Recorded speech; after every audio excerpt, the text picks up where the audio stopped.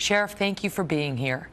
How many more cops are going to have to get shot before people understand that sending a message to the American people that all cops are racist pigs and they need to pay for the sins of some is going to stop?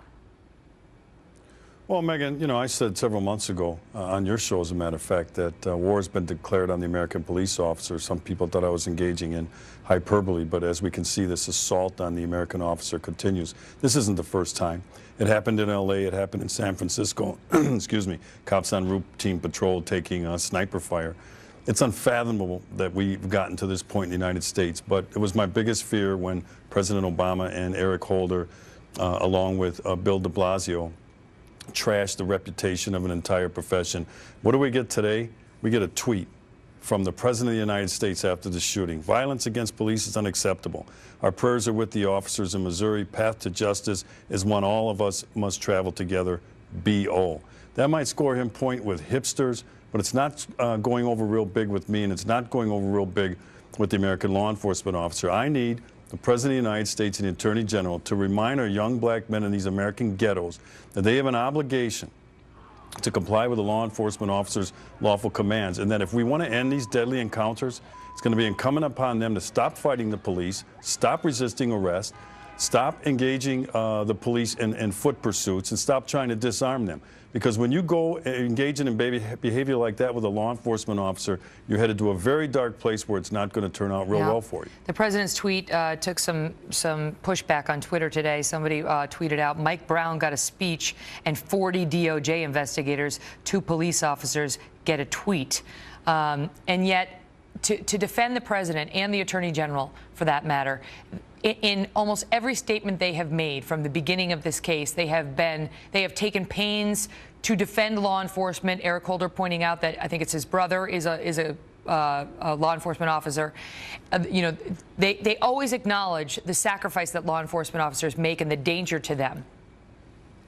But they're doing what's politically expedient. On one hand, they say those things, all right? But then on the other hand, they go around and saying things like when the president said our police are poorly trained and they have a fear of people who do not look like him. When the Attorney General of the United States invokes the name of Emmett Till, of all people, and says that's a symbolic of what happened in Ferguson, Missouri. Emmett Till wasn't even a law enforcement officer involved case.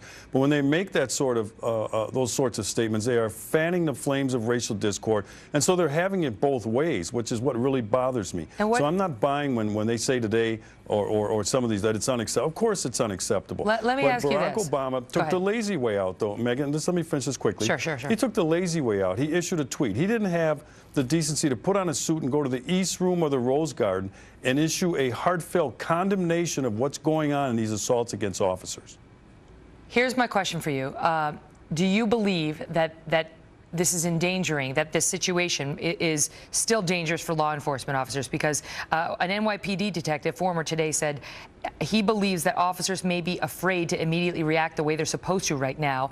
And he points to that as justifying, as explaining the fact that the number of law enforcement officers shot to death in the line of duty rose more than 50% in 2014.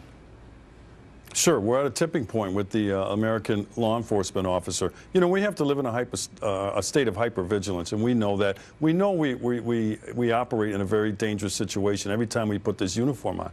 But what we expect, it's all we expect, Megan, is we expect that responsible people in this country back us in these situations. If we're wrong, we're wrong. But when we're right, I expect them to come out and in very strong language indicate that and give us some sense that at least they have our backs in these situations. They're not looking to indict based on emotional mob rhetoric or bring criminal charges or even, you know, slander our reputations. Officer Wilson was totally exonerated by this report, and all President Obama said was, well, there's a reasonable doubt standard, you know, so he benefits from the reasonable.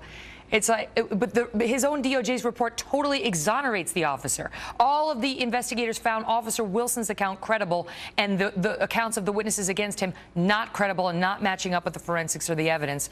And yet he was not quite as forceful in addressing that as he otherwise could have been. I got to leave it at that. Great to see you, Sheriff. Thanks so much for being here.